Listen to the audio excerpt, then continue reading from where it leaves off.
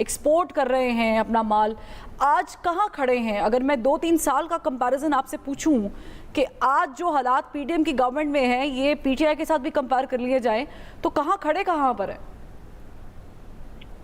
शुक्रिया फरवा।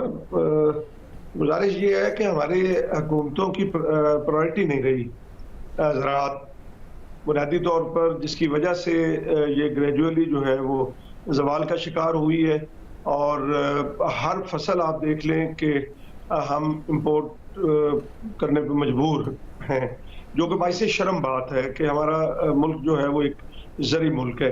दूसरा जो आपने कहा है कि मैं कंपैरिजन करूं, इसमें कोई शक नहीं है कि जो पिछली हुकूमत के वक्त में पॉलिसीज शुरू हुई थी और उसमें जो तजावीज़ दी जाती थी उनके ऊपर अमल किया जा रहा था।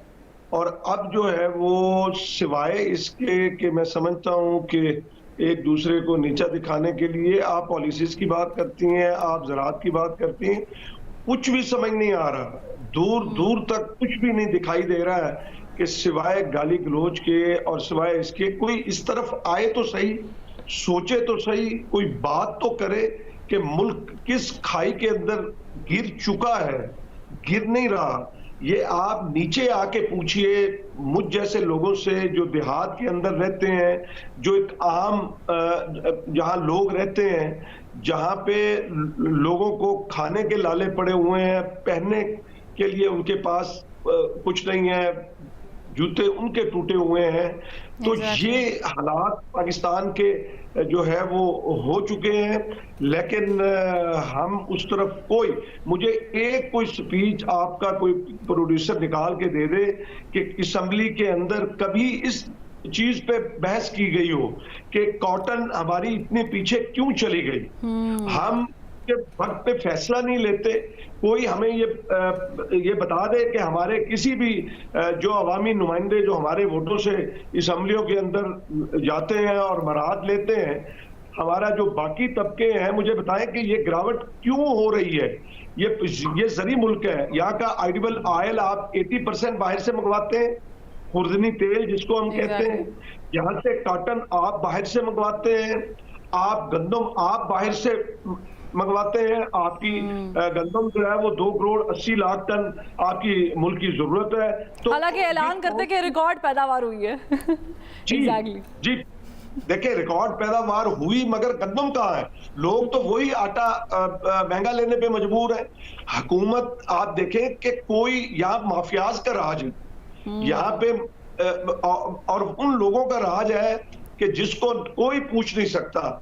अच्छा बुखारी साहब, मैं आपसे जरा छोटी सी मोटी चीजें पूछना चाहूंगी, क्योंकि जाहिर है कि बजट तो पेश हो ही जाएगा और उसके बाद जो होगा वो फिर उसका अल्लाह ही हाफिज है, हमारी कौम का भी हमारा भी।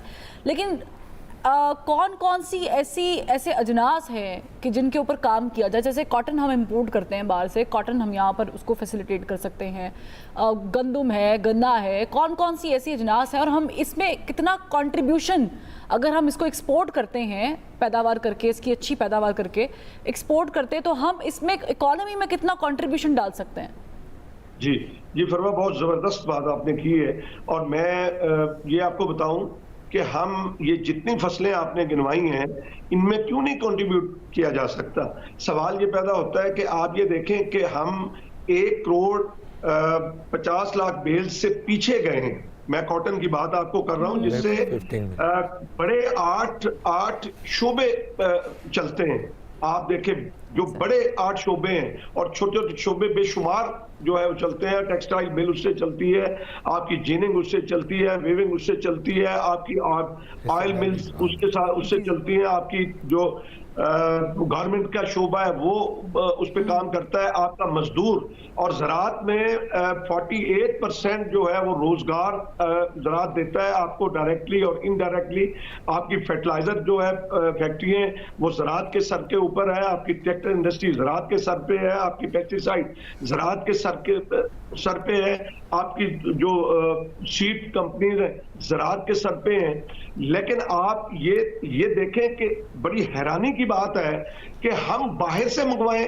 अरे भाई, इस पे बात करो।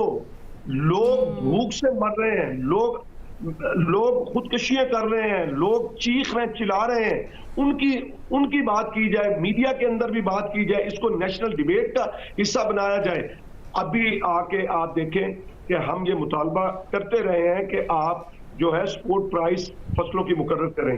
किसान जो है वो तो मेहनती है आपका। आप मुझे बताएं कि हम हर चीज अपनी नालायकी, अपनी कोताही, अपनी हर चीज जो है वो अल्लाह के जिम्मे लगा के बरी जिम्मा हो जाते हैं कि जी ये मौसमियाती तब्दीली की वजह से। भाई काटन क्यों नहीं, आपका नेबर कंट्री है वो 80 लाख गांठ से 4 करोड़ से ऊपर चला गया। एग्जैक्टली। और इस वक्त उसकी अगर आप इकोनॉमी देखें तो आप हैरान हो जाते हैं।